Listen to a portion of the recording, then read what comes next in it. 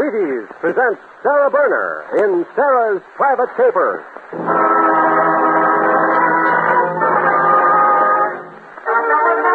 On stage tonight from Hollywood.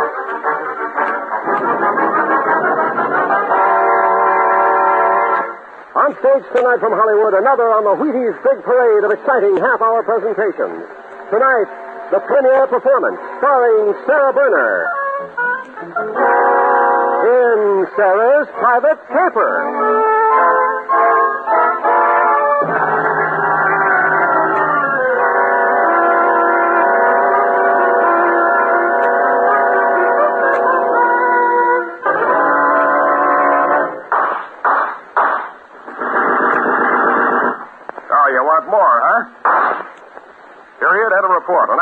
End of report. That's the crop. An exciting caper, huh, Effie? Oh, Sam.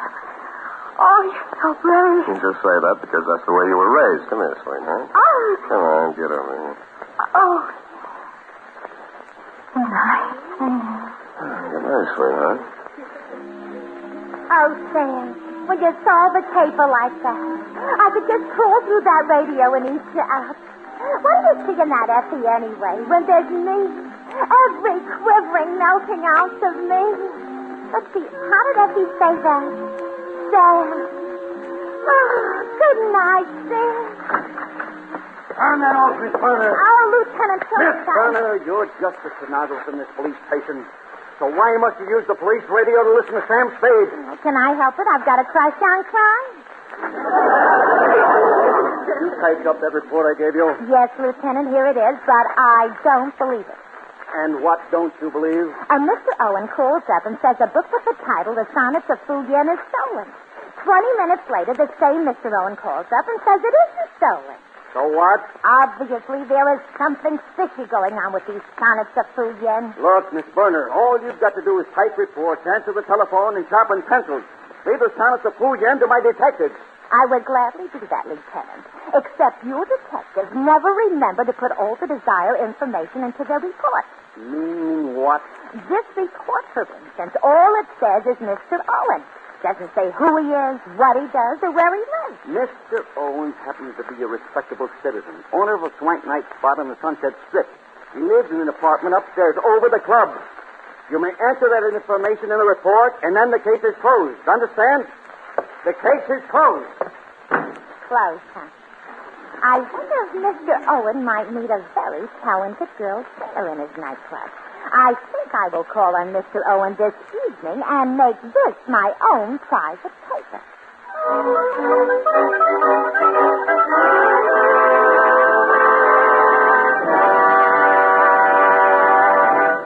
Folks, if you're going to get up in the morning, then get up and get your Wheaties.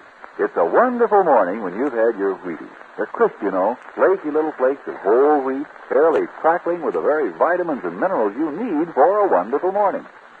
Whether you're going to work or doing the dishes or just plain living, first you need your Wheaties. Sure, whatever your job, you can do it better with Wheaties to help. Start breakfast with milk and Wheaties and fruit and feel the good difference all morning long. Will you do that? It's a wonderful morning when you've had your Wheaties.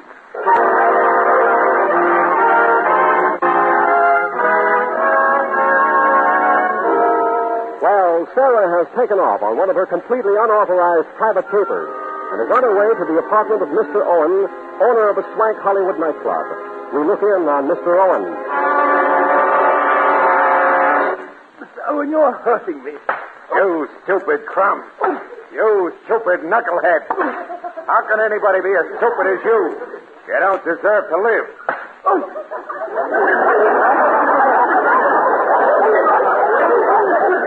Don't hit me anymore, Mr. Owen. Please don't hit me anymore.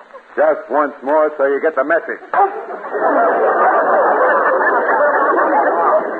get the message, Hastings? Yes, I feel you tapping it out. I've been your butler for a long time. The Sonnets of Fu Yen, Hastings. Why did you pick that particular book to steal from me? No particular reason, sir. It was the nearest one to hand. Oh. Well, how much did you get for it? I sold it to Herr Dan, the auctioneer, for $50, sir. $50? That book is worth $500,000 to anyone who knows its secrets. But, sir, I had to have $50 to take out a governess I met. $50 just to take out a governess? That was her bail, sir. Now, how am I going to get the book back and make it look legitimate? Very simple, sir. The book will be on auction tomorrow. All you have to do is to go there and bid on it. Simple, is it?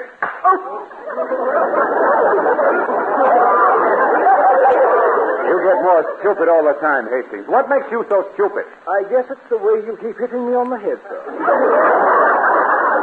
Anybody who bids on that book is liable to be washed up on the beach. Oh, well, in that case, sir, I suggest you hire an agent to bid on it.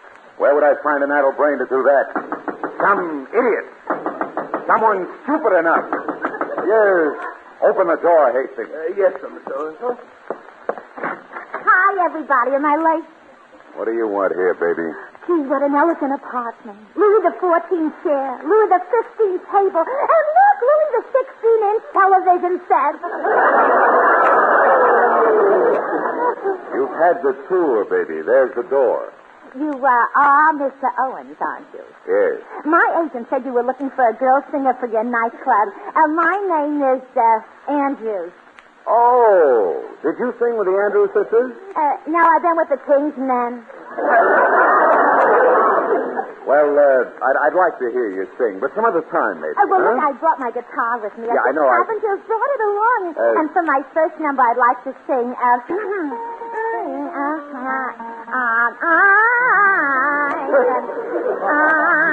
can see no matter how near you'll be.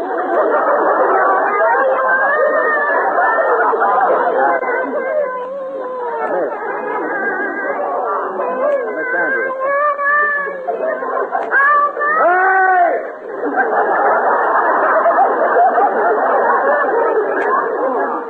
How'd you like me, Mr. Owens? Frankly, I wouldn't like to take you away from the King's Men. Why? Well, I have a feeling they need you. Well, thanks for listening anyway. Now, wait a minute. Since you're here, I wouldn't want you to leave too disappointed. Maybe I can make you really glad you came. Try something, Buster, and I'll break your arms one by one. What? Do I know what I'm saying? Come here, baby.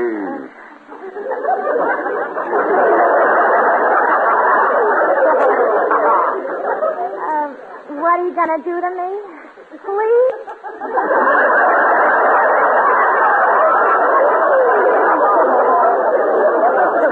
Not so close, baby. You're fogging my glasses. Now, really, all I want you to do is go to a book auction in the morning and bid on a book for me. A book called The Sonnets of Fu Yen. Oh, then it was stolen. Wait a minute. Who said anything about it being stolen? Oh, I just read it in the paper that a lot of books are being stolen. The headline this morning said, "Bookie snatched my mom." Bookie? Yeah. Must have been an itsy-bitsy book, huh? Well, you'll do, baby. Now, look, here's the pitch. I'm going to give you a blank check. All you have to do is go down to her Dan's book auction tomorrow morning and bid on The Sonnets of Fu Yen. Bring it back to me, and I'll give you $500. Bid as high as you have to, but get it. Is it a deal? So, write out the check already.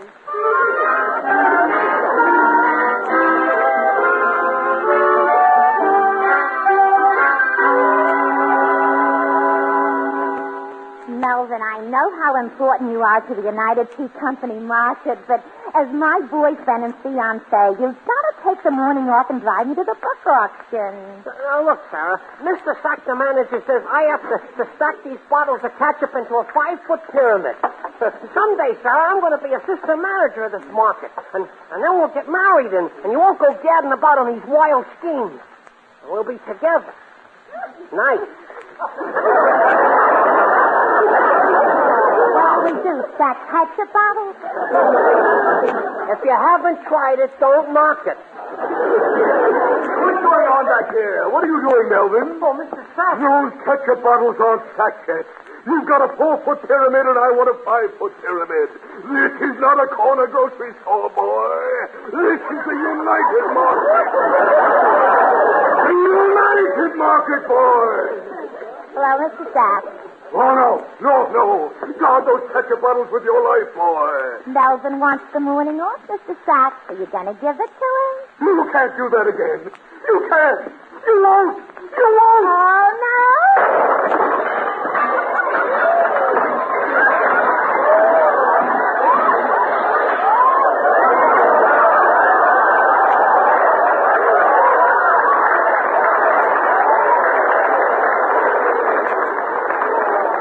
Oh, no. No. This is the first time we've ever been in the red.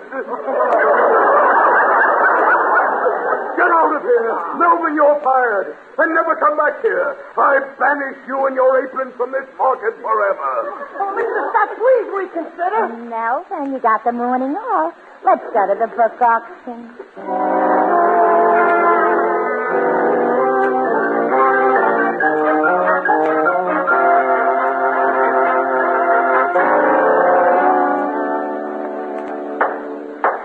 And now a ravishing edition of the sonnet of Fuyen. Your bid, ladies and gentlemen. I bid $1,500. $1,500 is bid by Mr. Roderick Temple. 1,700. All right, babe. No more bids. It's gun on your back since you just lost your voice. Did I hear someone say 1,700? Oh, I must have been mistaken. Mr. Gordy Jacobson, do you care to up the bid? When Mr. Temple wants something that bad, I don't fool around with him, see? Sell Mr. Temple a book. Of course. The sonnet of Fuyen is sold to Mr. Temple for $1,500. Hey, Sarah, Mr. Temple got the book you wanted. Well, why did you stop bidding? Well, it was my own idea to do it this way, Melvin. Now we can follow this Temple guy and bid on the book in private. Yeah, but he's already seen you here at the auction. He'll recognize you. Well, he'd recognize me if I showed up this way.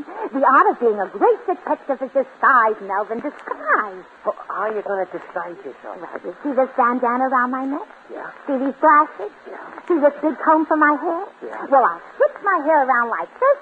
Yeah? So what? So, from now on, I'm an Italian countess in search of rare books, understand? Come on, kid, we got no time at the waist. Oh, Sarah, you're so clever. Why do you fight it? Come on, Paisan.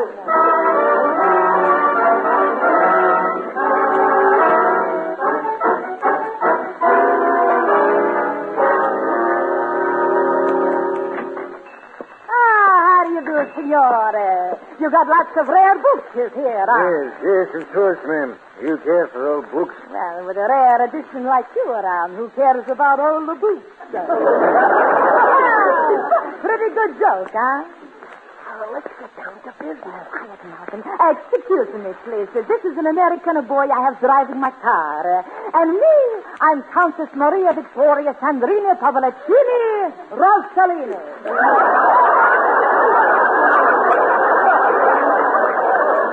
That's Italian, yes? Well, I'd say that... Shut up. Shut up the front door, Melvin, and drop the floor. Besides, look, there's some muscle books on the table, huh? Muscle books. Golly, say muscle books. You see? Just give Melvin a muscle book and it goes right to his head. Pretty good, huh? What can I do for you, Countess? Well, you see, I've got a friend who was at a certain book auction this morning. He said you was about a book at auction, see? Yes. You sell to me, huh? No matter what it costs, I'm a buy, see? I think that might be arranged. You wait here just a moment, Countess. I'll have to open the safe. See, I'm a wait. Melvin, how am I doing? See, Sarah. Don't be so nervous, Melvin. I'm not nervous. Well, then stop biting my fingernails. Let's actually a muscle book. We're going through with this thing. This way, Countess. Right back here. She's a pretty dancer back here with all these... Just like you never saw before. What's going on here?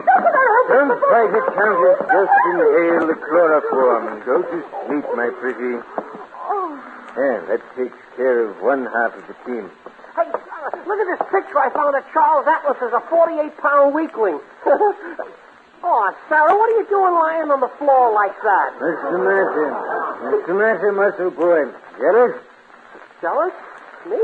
No, sir. Then maybe you like this.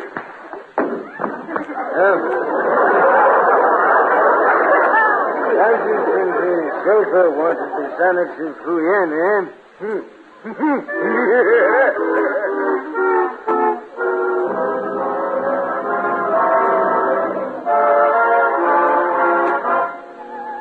Melvin. Melvin, wake up. Oh, come on, Melvin. Open your eyes. Oh, my poor head. Where am I? Oh, Look, we're right back where I started in Mr. Owen's apartment. The man I was supposed to buy the book for in the first place. well, you tell Mr. Owen that you quit. So I know part of this book buying job. I'm gonna do that, Melvin, as soon as he wakes up. Oh, look, he's sitting there in the corner asleep. I'll tell him, and I'll tell him right now.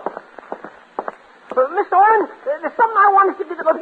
Sarah, look, there's a knife in his back. That's nice. I knew we shouldn't disturb.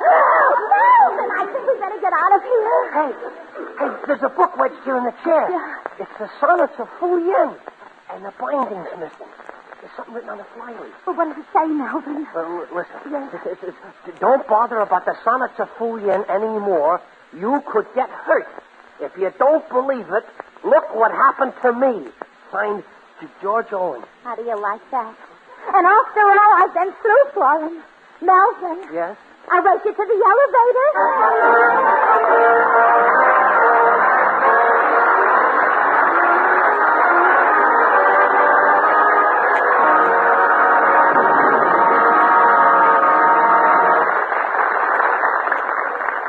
We'll return to Sarah Brenner and Sarah's private caper in just a moment. It's a wonderful morning when you've had your Wheaties. Breakfast of champions. Now look, you don't have to be a champion to eat Wheaties, not a bit of it. You can just be yourself and go right ahead enjoying these crisp, nut-tasty little flakes of whole wheat.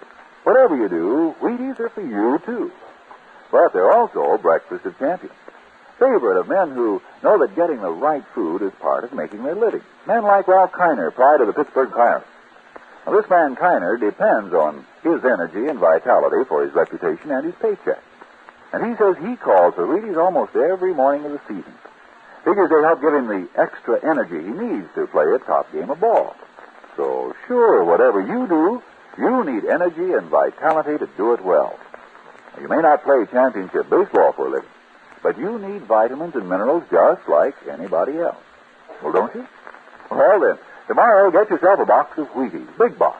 They taste so good they won't last long. Pour them in the bowl, slice on the fruit, pour on the milk, pick up the spoon, and enjoy yourself.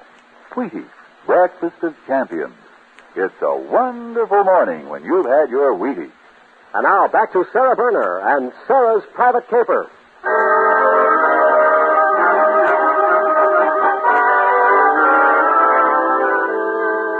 Sarah and her boyfriend Melvin, having experienced a hectic session in search of the Sonnets of Fu Yen, are trying to relax after a sleepless night. Melvin, I couldn't sleep all night for worrying. Look at these circles under my eyes.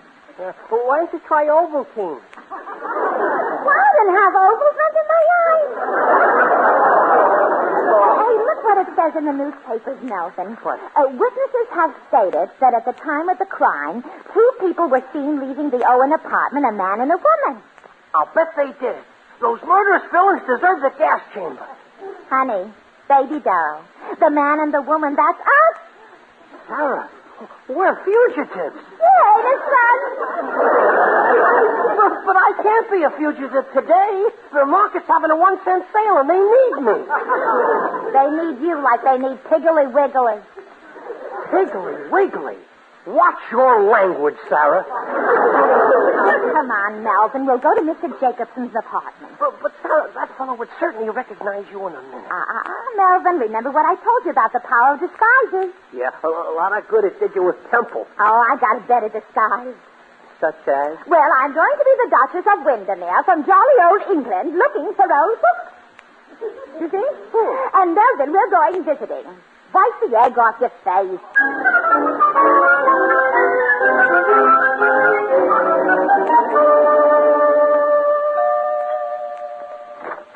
Yeah? What are you characters for? How do you do, Mr. Jacobson? I'm the Duchess of Windermere, of the Back Bay Windermeres. In fact, the bay and back of the Back Bay Windermeres. Back. Wait a minute, that's far enough. And this is my stupid brother. How you do? Well, what do you want? Well, frankly, I've heard of your superb collection of rare books and wondered if you'd be so gracious as to permit me to look at it. Look, lady, you better grab a boat and go back where you come from. I think the Queen Mary is sailing tomorrow. The Queen Hotel? Oh, I should be delighted to travel with Her Majesty. Look, lady, look. The Queen Mary is a boat. Oh, really? How terribly confusing that must be to the king. Look, lady, I want to... Oh, but then I guess there will always be in England, won't there? Yeah, as long as the United States can afford it.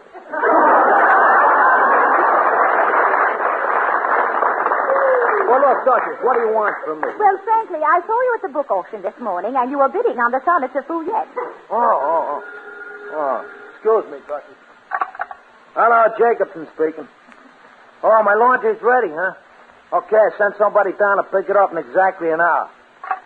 Yeah, just can't stand to wear a shirt more than an hour. Of course. I know what you mean. About the sonnet, Mr. Jacobson, did you know Mr. George Owen? Sure. I know him.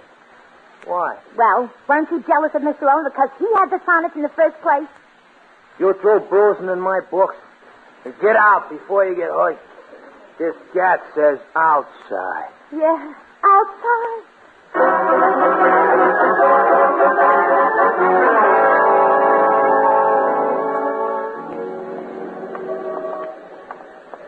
Sarah, I'm glad you're finally taking my advice and going back to that bookstore. And when we see Mr. Temple, I'm going to give him a piece of my mind. And then after that, boy, I'll just knock him unconscious. Melvin, knock him unconscious, but do yourself a favor. Don't give him a piece of your mind. Hey, Sarah, look. Well, what's the matter? The bookshop. It isn't there anymore. Say, what is this? Now it's a Chinese laundry. Chinese laundry? We're on the right side of the street, aren't we, Melvin? Well, sure, it was right next to this lunchroom here. Well, look, you go in the lunchroom and get a bowl of Wheaties, huh? I'm going in the laundry and try to talk to the Chinaman and find out what it's all about, huh?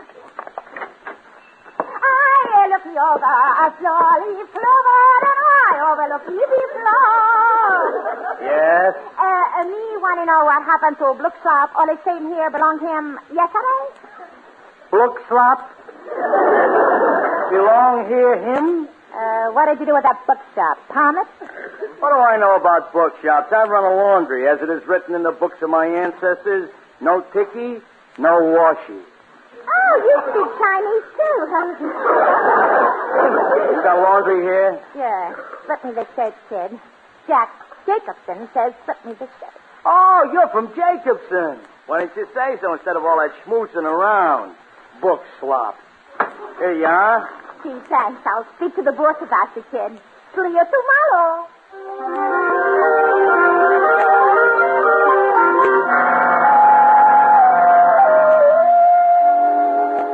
Sarah, I don't understand why you took Mr. Jacobson's shirts and brought them here to my room. Well, look, when a book lover like Jacobson calls about his shirts and a bookshop turns into a laundry overnight, there's got to be some connection. Open the bundle, Melvin. All right. Sarah! Melvin. All that money. The $20 bills. Thousands of them. Oh, just think with all this money we could get married and maybe in a year, who knows? Yeah. Our own little grocery store. Catch the bottles and I could... Wait a minute. Melvin, it's counterfeit. Counterfeit? Oh, Sarah. Hide the money someplace, Melvin. I'll answer the door. Melvin, my boy, I've been looking all over for you. Well, hello, Mr. Sack. You come back to your manager, boy. Come back to United Way, Nate. Honest, Mr. Sack? You left us in our hour of darkest need, boy. That 1 cent sale is cracking all records. Get your apron, boy, and come with me. Melvin will come with you later, Mr. Sack. Right now, you've got to do something for us. There's a phone downstairs. Go call the tea man. Tell him to get here in a hurry. What's this other idiot talking about, Melvin? Better do what she says, Mr. Sack. Call a team man or I won't be able to come back to work ever. Very well, I'll call him. But Melvin Ingersoll, I want you back at the ketchup bottles in an hour. That's an order, boy. I've got the whole thing figured out. There were counterfeit plates to make phony $20 bills hidden in the binding of the sonnets of Fu Yen. I get it. And they killed Mr. Owen because it was Mr. Owen's book in the first place. Melvin, the way your mind works, you'll be an assistant manager in 10 or 12 years. The character will never make it, will he, Temple? He'll never make it alone. The time either. All right, get your hands up. Well. The happy book lovers. Jacobson and Temple. He's got to move that money fast. Come on, you. Tell me where it is. Under the bed, Mr. Temple, sir. You're so clever, Mr. Jacobson. Imagine setting up a Chinese laundry to get rid of counterfeit money. You like it, huh? Oh, yeah, sure. Real jazzy. It's a shame it's all ruined because there's a tea man on his way up here now. Hey, the Temple female, huh? Yes, I heard it. I got the money. Shall I let them have it now? Somebody sent for me. Oh, brother. Are you the tea man, mister? Yes, I'm a T-man. Oh, what'll I tell you, Jacobson? All right, you win. Drop the gun, Temple. We don't kill no government T-men. We saw the movie. Hey. What is this? Which one of you wanted a T-man? I did. Well, I'm the United T-man. Would you mind repeating that? Mr. Sack, the manager of the United Market, called me and said that somebody wanted a T-man. Now, how do you want your tea? In bags or in cans? Stand there, Melvin. Take him. Yeah, sure, I'll get him. Let the tea man get Jacobson. I'll get that gun. You little Mr. Temple, I got the gun. Now stand back, all of you. No, not you, Melvin. You're on my side. Well, I haven't got all day, fellas. How do you want your tea? In bags or in cans?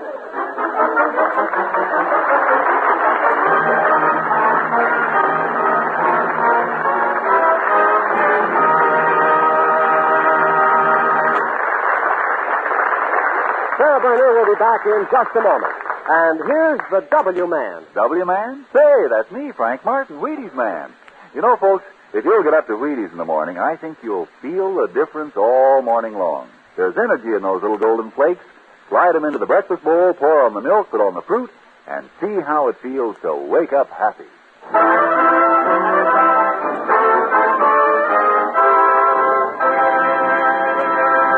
And now back to Sara Burner as we put the period to Sarah's private caper. Good morning, Sarah. Here's a new report I want you to type out. 2 boxes of marshmallows were stolen from Girl Scout Troop 255. Let's see you make something out of that. Well, the way I see it, Lieutenant, those marshmallows were smuggled into the country by a midget disguised as a Girl Scout. Each one of those marshmallows contains a diamond as big as your head. That's it. Out of my way, Lieutenant. Where's my hat? Sarah, come back here. Sarah! Sarah!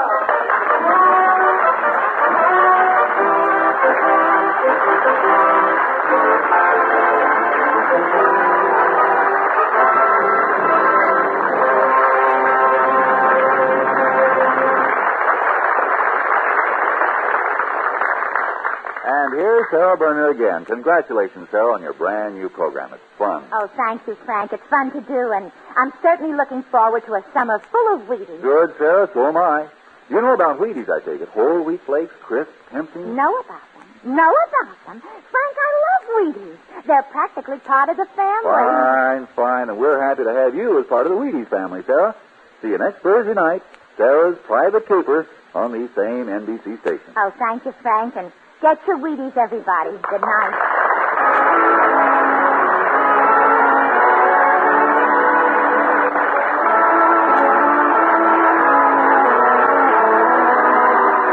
Sara Burner in Sarah's Private Caper is produced and directed by Joe Parker, with script by Morton Fine, David Friedkin, and Mr. Parker. Original music was composed and conducted by Robert Armbruster. Heard in tonight's cast were Bob Sweeney as Melvin, Frank Nelson as Mr. Sack, and Gerald Moore, Anthony Barrett, Eric Snowden, Peter Leeds, Jerry Hausner, Tom Holland, Jack Petruzzi, and Donald Morrison. Our thanks to Howard Duff and Lorene Tuttle for appearing transcribed with us tonight as Sam Spade and Effie through the courtesy of the Wildwood Company. And this is the Wheaties man, Frank Martin, inviting you to listen next Monday night to Frank Lovejoy in Night Beat on the Wheaties Big Parade. See you then.